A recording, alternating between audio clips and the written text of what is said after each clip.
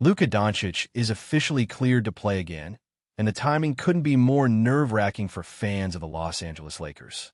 Luka is expected to suit up later today in a matchup against Great Britain, and although this game might look like just another exhibition on the calendar, for Lakers fans and the organization alike, it feels like so much more. Every time Luka steps on the floor this summer wearing Slovenia's jersey, it's another gamble, another roll of the dice with the future of a franchise hanging in the balance. Because let's be real, Luka isn't just a piece in the Lakers puzzle. He is the puzzle. He's the centerpiece of what could be the most dangerous team in the NBA next season. And any knock, any scare, immediately sets off alarm bells across the entire Lakers universe.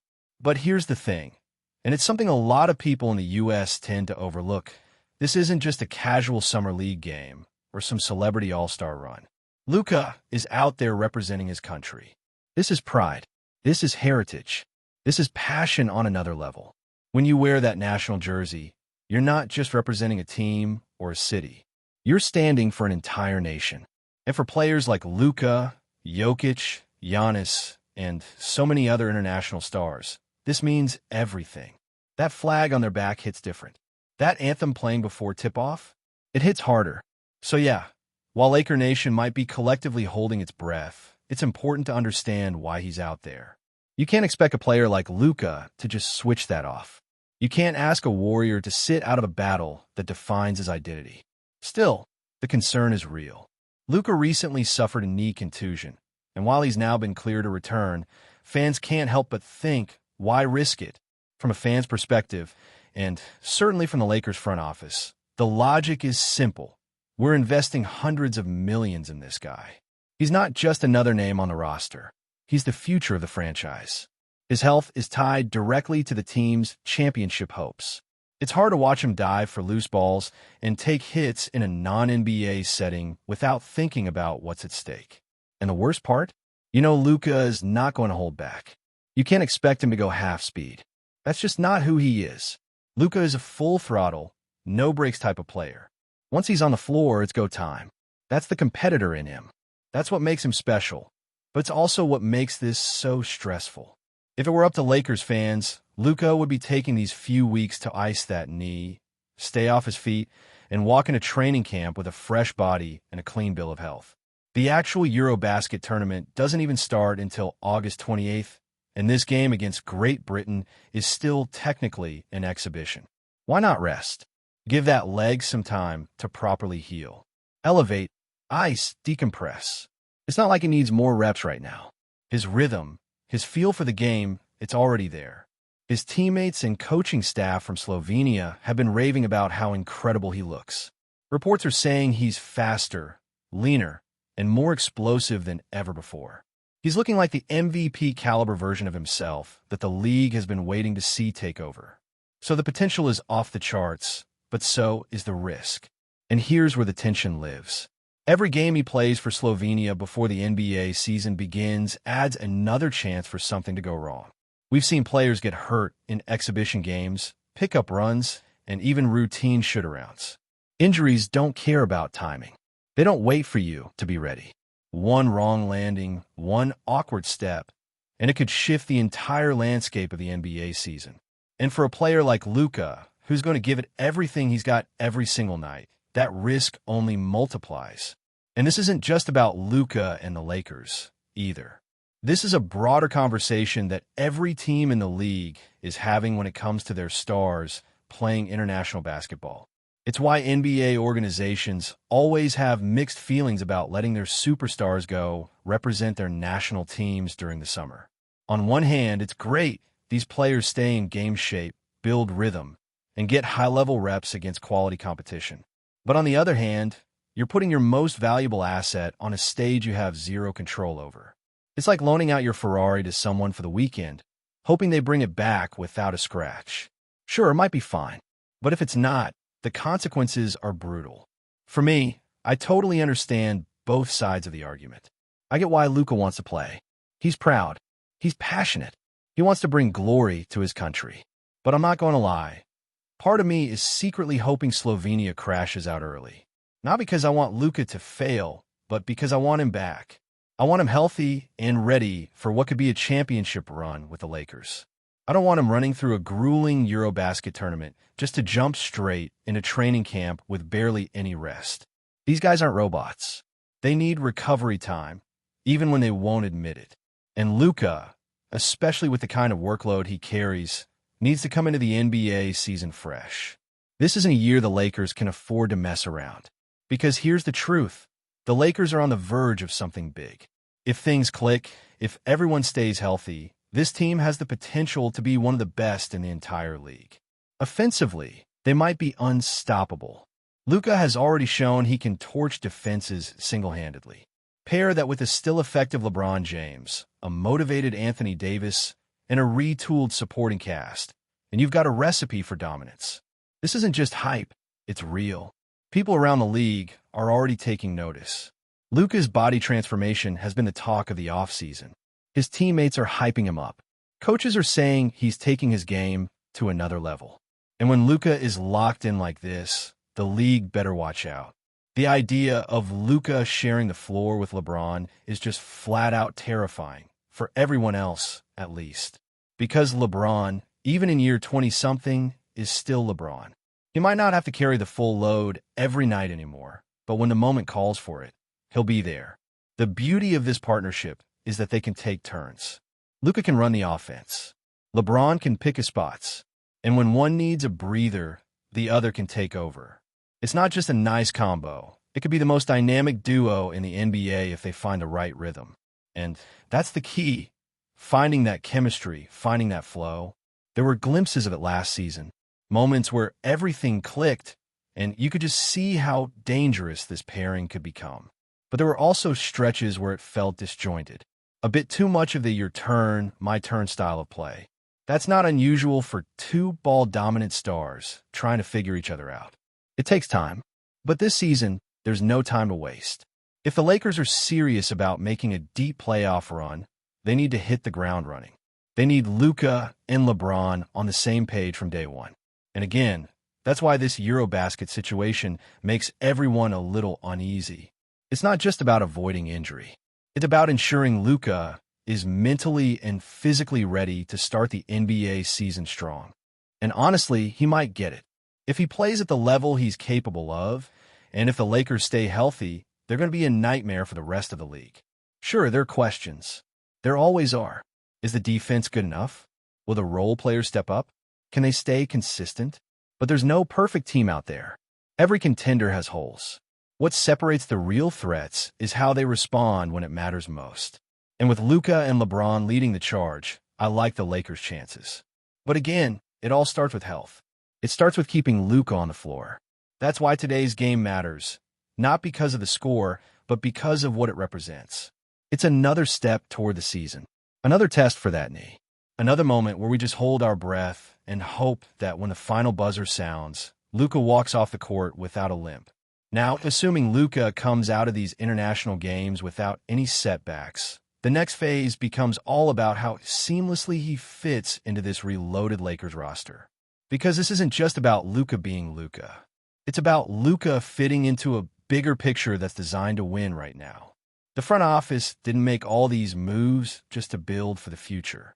They're betting heavy on this version of the team, with this version of Luka to go all the way. And if you start breaking it down, there's a lot to be excited about. The potential offensive firepower is something we haven't seen in LA in years.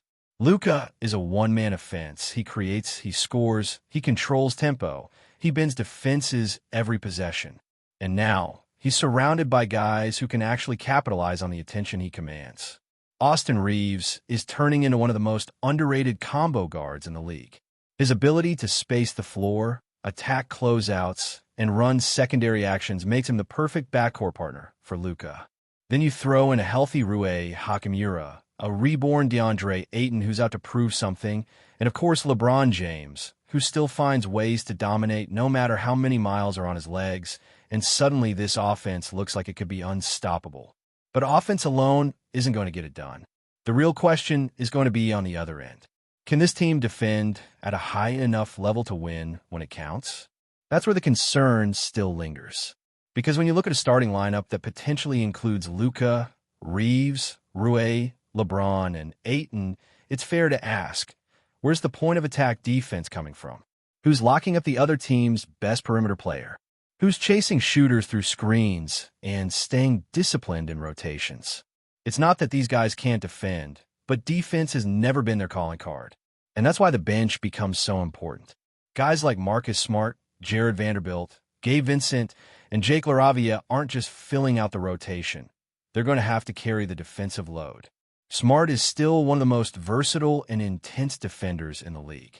Vanderbilt is a chaos creator who can switch and guard multiple positions.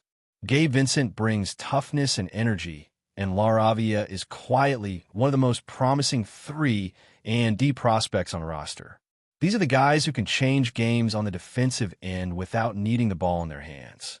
And if Darvin Ham can figure out the right rotations and matchups, this team has more than enough two-way balance to make a serious title push.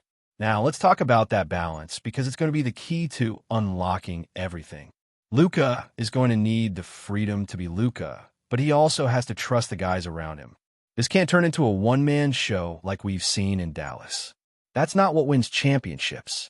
The good news is this Lakers roster is probably the deepest Luka has ever played with. He doesn't need to do everything anymore. He can get off the ball, let Reeves create, let LeBron orchestrate in the post, and focus on being efficient. It's a luxury he's never had before, and if he embraces it, he's going to be even more dangerous. And then there's LeBron. We can't ignore how significant this is for him. For the first time in years, he doesn't have to be the guy every single night. He doesn't have to put up 40-minute performances just to keep the Lakers afloat. That's Luka's job now. And that might actually be the best thing to ever happen to LeBron this late in his career. A fresh, locked-in LeBron come playoff time, that changes everything. That's the version of LeBron that still strikes fear into the rest of the league. The version that can still take over games, still dominate when it matters most. And if the Lakers can get to the postseason with a rested LeBron and a peaking Luka, that's a combination no team wants to see. There's also something to be said about what this means for Anthony Davis. The pressure's not all on him anymore either. For years, the Lakers are trying to squeeze MVP production out of AD every night, especially when LeBron missed time. But now, with Luka in the mix, Davis can focus on doing what he does best, defend the paint, clean the glass, and pick his spots offensively. He doesn't have to carry the offensive burden night in and night out. And that might be exactly what he needs to stay healthy and consistent throughout the year. The more you look at it, the more this Lakers roster starts to look like a well-balanced, championship-caliber team. It's not perfect. No team is, but it has the right pieces. It has star power, it has depth, it has shooting, it has defense, and most importantly, it has options. They can play big. They can play small. They can go fast or slow it down. They have different lineups for different matchups, which is crucial in the playoffs. You need that flexibility. You need to be able to adapt. And this team has the personnel to do exactly that. And then we come back to Luka. Because as much as this is about balance and chemistry and role players stepping up, the truth is none of it matters without Luka playing at an MVP level. The good news is that seems to be exactly where he's headed. All the reports, all the eye test clips from Slovenia, all the feedback from teammates, it's all pointing in the same direction. Luka looks ready to dominate. He's in shape. He's focused. He's hungry. And when Luka Doncic is locked in like this, there's not a whole lot anyone can do to stop him. You also get the sense that Luka is playing with something to prove this year. There's a chip on his shoulder. The way things ended in Dallas still lingers. The narrative, the critics, the doubters, they're all fuel for a guy like Luka. And now he has the perfect platform to rewrite the story. First year in LA, massive expectations, huge spotlight, and the chance to lead one of the most storied franchises in sports back to the promised land. If he pulls it off, he's not just winning games, he's cementing his legacy. He's entering a different tier. Now we wait. We wait for the Eurobasket games to finish. We wait for training camp. We wait to see if all the promise we've been hearing about turns into real production on the court. But the stage is set. The pieces are in place.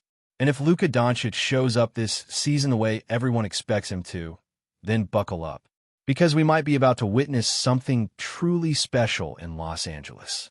Before we continue, we ask that you leave a like and subscribe to the channel so you won't miss any exclusive Lakers updates. Moving on, whispers around the basketball world have reached a fever pitch as Los Angeles Lakers fans scramble to digest the news. Sam Hauser is reportedly joining the ranks of one of the most storied franchises in NBA history.